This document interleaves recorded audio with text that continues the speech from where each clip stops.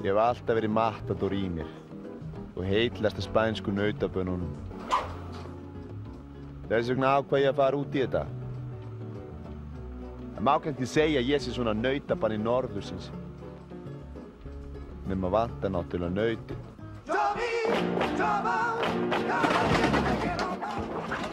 Akkur að hænur segirðu?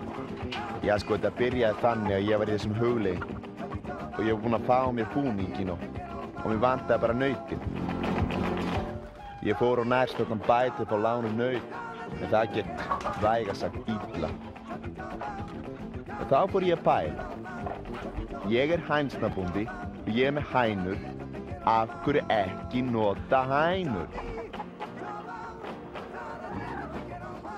Hænur geta verið grimma líka eins og naut. Maður verður að fljótur að átta sig. Taka ákvarðanir alveg á sekúndu. Hænur bara fíla vel.